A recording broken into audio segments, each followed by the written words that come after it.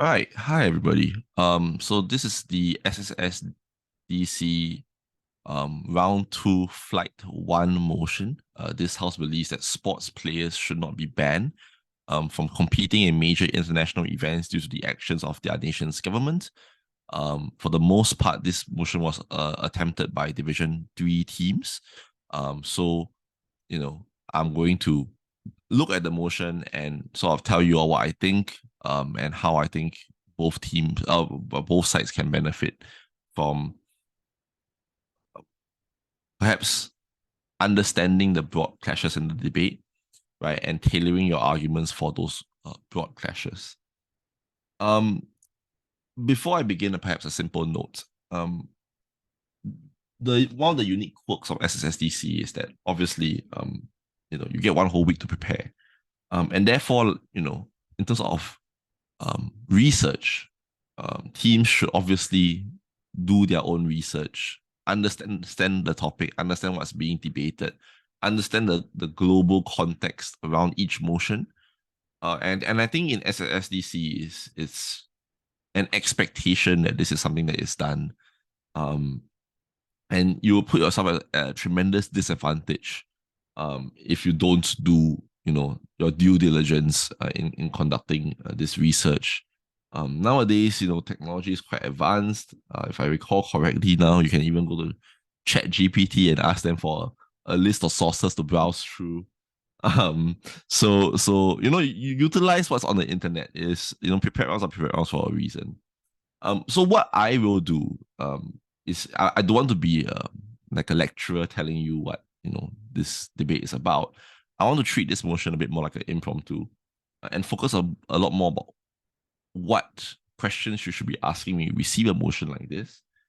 And then perhaps more specifically, how do you then use those questions to craft or cultivate strategies for either team? So I think when I see this motion, I think of a few things. The first is, what is this ban for? Right? That's the fundamental question I think the motion asks, right? Like, what actions are worthy, if any, of banning an athlete from being able to compete? The motion posits that perhaps the actions of our nation's government is one of those um, things that can warrant a ban. But obviously, we ban athletes for all sorts of other reasons, right? If they take drugs, we ban them. If they perpetuate hate speech, for example, we might ban them. And so one thing you want to consider is whether you can draw an association between those actions that both sides will agree will ban people for, and the topic being discussed, which is the nation's government committing certain violations or certain actions. So it's probably useful for prop to draw a sort of distinction between the two, and it'll be useful for op to sort of blur the lines between the two a little bit. Right, okay. The next thing I think is, what is the point of international sporting events? So why do they exist? What is their role for the player, for the athlete, right? Why are they useful? Why are they important to the athlete in question? What is the athlete competing in these events for? How are they useful to the country in question as well? Obviously, we're thinking of the host country potentially, but also the countries that stand to benefit from being able to perform on the international stage, or even just be right respected or regarded on the international stage. How does the sporting event benefit them? And then finally, I think for the world, right? Like, what is the global point of us having these events to begin with? Why does the International Olympic Committee exist? Why does FIFA exist? Right? What's the point globally of us, taking the time out every few years to organize an event like this? The third question I think would be what does competing look like for an athlete who is from these countries? Um, on prop, right? You might want to think about whether there are alternatives to banning these athletes.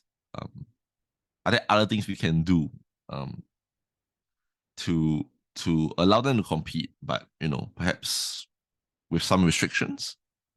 Um, on op, you might want to think about whether athletes have um, any alternatives if they are banned. So can they do other things instead?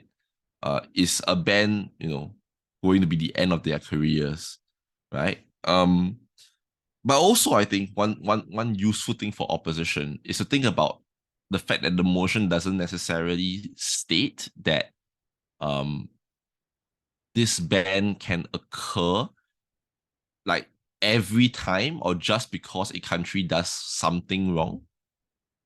So if I were on opposition, I'll sort of limit the debate a lot more, right? I'll be like, we're not talking about um minor human rights violations, right? We're talking about very, very severe things that the entire global community can agree or condemn, for example, and agree is wrong. So like give like fantastical examples if you can. Like we're talking about like if North Korea launches a nuke at Japan, right? Like if something like that happens, um, that's we that's when we will ban the athletes. And I think the reason why you want to do that is because you want to sort of push the debate away, perhaps from the real world, towards hypotheticals that could potentially happen, because you want the situations by which this ban will occur to be as limited as possible. You don't want to ban athletes willy-nilly, right? So having like establishing early on in the debate that we believe this ban is warranted in certain situations, and that fulfills the burdens that the motion imposes on us, that could be really useful as well. So yeah, some strategies then. On proposition, I think coming up with good alternatives to banning athletes. There are a few good ones. I think using a neutral flag, right, is probably the best one. That's what most countries, most events do these days. On top of that, you can have segregated or separate spaces in the Olympic Village. So there are ways to ensure this participation without giving athletes or giving countries the ability to sort of flaunt their flag in public.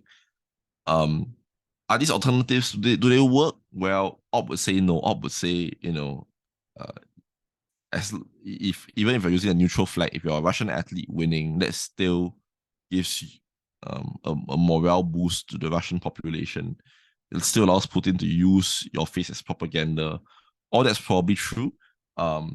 So there is a sort of debate there as to how useful are these athletes to a country. So the second question ask is how fair is a policy that bans these athletes? What have these athletes done to deserve this ban? And here you can say stuff like, they don't deserve it, right? Because they have not contributed to the actions. Often they have no say in the country because the country is run as a dictatorship, so they have very little ability to have a say in changing the country's behavior in the first place, right?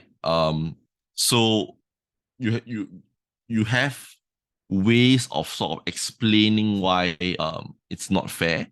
And then I think you can also talk about how athletes are in a very unique position where they require these international events in order to build a name for themselves, in order to build um like to attract sponsors for themselves. And if you ban them during peak, physical performance period, that's going to be extremely damaging to their careers, and that's unfair to the individual athlete who didn't do anything to contribute to their nation's atrocities. And then I think you can talk about how allowing them to participate might benefit the global community as well. It fulfills the principles of sports. It shows that sports should be apolitical. It exposes these athletes to each other and makes people realize that individuals or humans are not their government, right? Athletes are not their government, and they can be different, or they can oppose the government as well, or at the very least they are not as these people within certain communities, certain countries are not as monstrous as other people claim. So there's a unifying force that sports has that can only be achieved if we have this kind of interaction at these kind of global events, like sporting events. So I think there is a argument to be made that this is sort of in line with what sport or international sporting events are trying to achieve. For on opposition, well, I think there's a couple of useful lines here. The first thing I think you need to do is accord some responsibility to the athletes. I think there are maybe 2 or 3 ways you can do that. The first is they sometimes, not always, sometimes take resources from the host country, and often those resources are a direct result of the atrocities that the country committed in the first place. So your training, your coaching all requires the state to give you money. The second is that often they do end up supporting the atrocity in meaningful ways. They end up as poster boys for the government or poster girls for the government. They lift the country's spirits in bad times. It's, very like sports is heavily used as a propaganda machine in places like China, like Russia, for example. So yeah, I think there are obviously reasons why these athletes can bear some responsibility, even if they don't necessarily want to, or they believe that they don't bear this responsibility.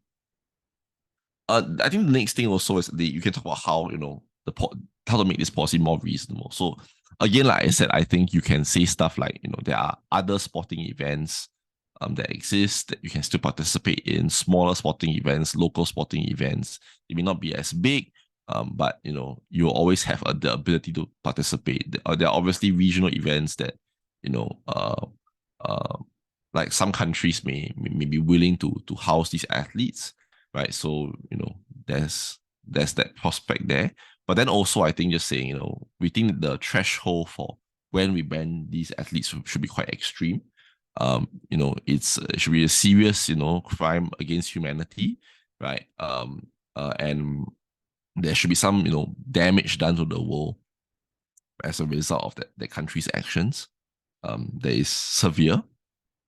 So you sort of limit the scope of debating, and you don't make it such that like a lot of athletes won't get to compete as a result. So you want to sort of limit how many problems you create for yourself.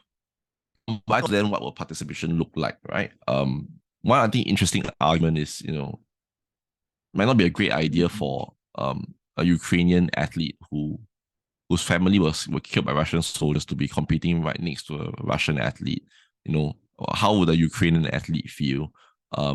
Obviously there'll be PTSD. Obviously there'll be trauma. They might not perform at their best. They'll be angry. They'll be emotional. And given that the Ukrainian athlete didn't do anything wrong, in fact, they probably did less wrong things than the Russian athlete. Why is the Ukrainian athlete being penalized? Why does the Ukrainian athlete have to be, around the Russian athlete in the Olympic Village, right?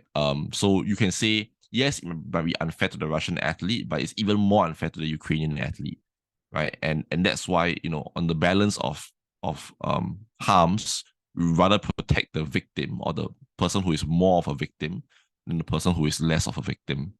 I mean, in all these situations, just a reminder also, part of prep, especially in a 1 week prep, is to sort of figure out which arguments you're likely to win, which arguments you are less likely to win, and then for the arguments that you are less likely to win, work with your coach to figure out how to trade them off and say that they are less important in the debate. Lots of coaches don't do this. Lots of teams don't do this, which surprises me because you have 1 whole week to prepare. And this is really one very good way in which you can just have a leg up early on against your opponents when it comes to responses, because you have a stronger even if response sort of waiting for you if you already prepared your trade-offs beforehand. So yeah, that's what I have. Hope it helps. And I'll see you for the next one. In the next few weeks, I think we'll be talking about SSSDC round 3 and the quarterfinals.